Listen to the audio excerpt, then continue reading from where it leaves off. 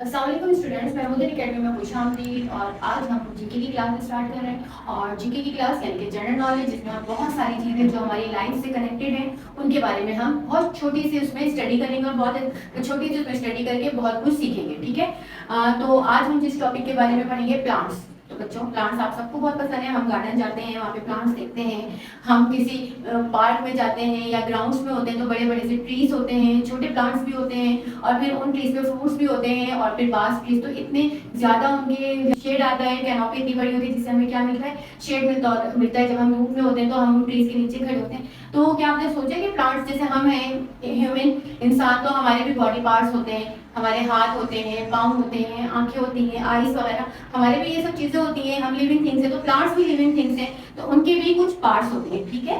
तो वो कौन कौन से पार्ट्स हैं? देखिए, फ्लावर, फ्लावर यानी फूल, सीड्स जो बीज होते हैं छोटे छोटे प्लांट्स के अंदर ही होते हैं, फिर लीफ पत्ते, स्टेम तना, और रूट्स यानी कि जड़।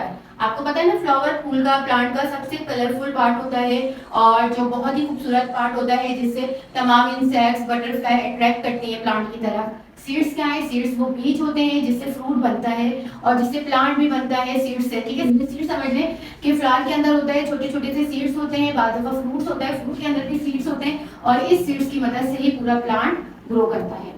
इसके बाद लीफ, लीफ प्लांट का ग्रीन पार्ट होता है और लीफ ग्रीन कलर का होता है जो कि प्लांट की फूड बनाता है। स्टेम, स्टेम जो होता है बास प्लांट्स में, छोटे प्लांट्स में वो ग्रीन कलर का ही होता है, शब जिसको कहते हैं। और बड़े बड़े जो ट्रीज होते हैं उनमें ये ब्राउन कलर का होता है। और स्टेम क्या करते हैं? स्टेम प्लांट को सपोर्ट देता है। और इसके अलावा जो प्लांट के अंदर फूड होता है, जैसे कि पानी है, उसकी फूड है, वो सब जो है ट्रांसपोर्ट करती है एक जगह से दूसरी जगह। इसके बाद रूट है, रूट्स हैं, तो रूट्स क्या है? रूट सॉइल में होती हैं, जमीन के अंदर होती हैं। अच्छा, स्टेम जमीन के ऊपर होता है और रूट जमीन के अंदर होती है। और रूट्स का काम क्या होता है? रूट्स ये करती हैं कि प्लांट्स को सपोर्ट करती हैं, जमीन के अंदर स्टैंड रखती हैं और इसके अलावा जमीन से सॉइल क्या करती हैं? एब्जॉर्ब करती हैं, जमीन में से पानी, वाटर, मिनरल्स वगैरह वो प्लांट के लिए एब्जॉर्ब करती हैं। तो रूट्स का काम एब्जॉर्प्शन है और सपोर्ट है, प्लांट को सपोर्ट करता है सॉइल में स्टैंड रहने में। स्टेम क्या करता है? स्टेम भी प्लांट को सपोर्ट करता है जमीन के ऊपर खड़ा रहने में और जो प्लांट की जो फूड है, वाटर है, उसको ट्रांसपोर्ट करता है, इधर से एक जगह से दूसरी जगह मूव करवाता है। लीफ ग्रीन पार्ट होता है जो फूड प्रिपेयर करता है।